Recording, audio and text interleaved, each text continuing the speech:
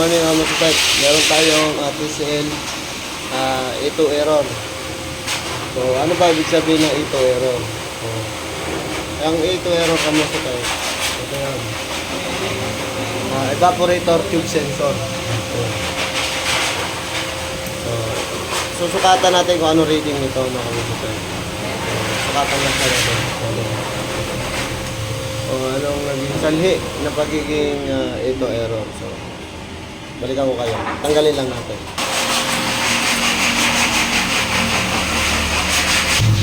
Yan, kung na tanggal na natin.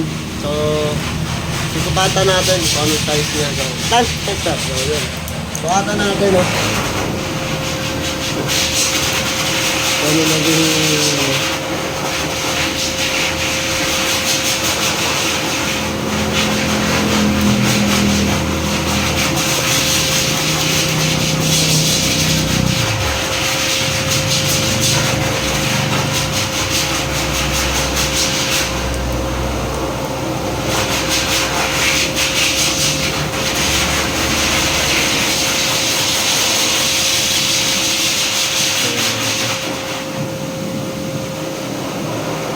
change value na siya.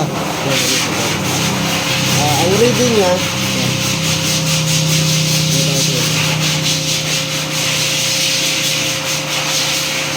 wala na, ayaw ng tang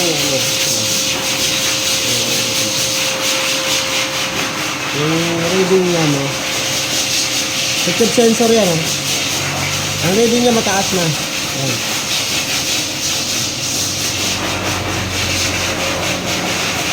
110. So change value na yan, palitan natin. Balikan ko kayo.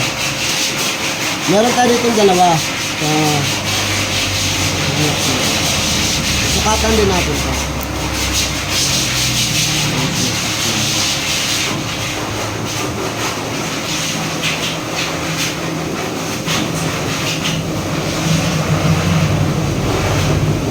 Ilan din. Nakita guys, tignan ko muna.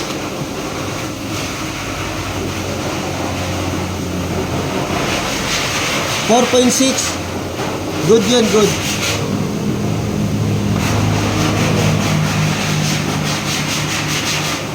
$4.8. Good. So, kaltan natin. Ayan. So guys, sukatan ulit natin.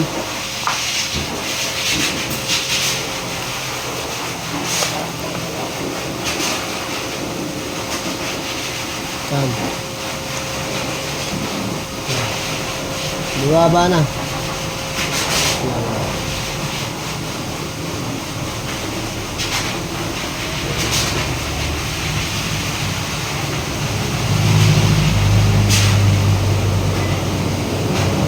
5.3. Testing natin. Balikan ko kayo. Testing na natin. Ayan guys, nalagay na natin. Susubukan na lang natin kung may 8 error ka ba. Yan, naka-8 na siya, no? Susubukan na natin kung gagana na. So, anong ibig sabihin na 8 error. Mainit dito guys, no? Naka 16 siya, no? Try natin kung aandar yung compressor. So medyo nilinis pa naman. Nilinisin natin para dagdag yan. Tingnan natin, no? So ano yung nagagawa. Balikan ko kaya pag mandar na yung compressor. So yun guys, naka 16 pa rin siya. Labas tayo, titignan natin yung outdoor unit kung gumagana na. Tingnan natin. Yun po yung outdoor unit. So hindi pa gumagana yung fan. Dahil na natin. So magre-refresh pa yan. Balikan ko kaya. So yun guys, habang inaantay natin umandar. So naka 16 pa siya. Naka 16 pa siya. Hintayin na lang natin umandar. Papalitan na natin ng tube sensor. Ibig sabihin nun, ito error. Balik natin yung room temperature sensor. Iaayos natin ito mamaya, no?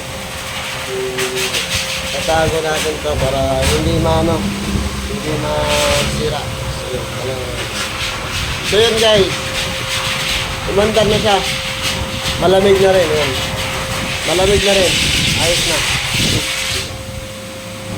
Yung po ay E2 error. Ang E2 error ko ito. So kailangan marunong kayo mag-check ng mga value ng sensor. Ayos, mga good time. Let's time to go.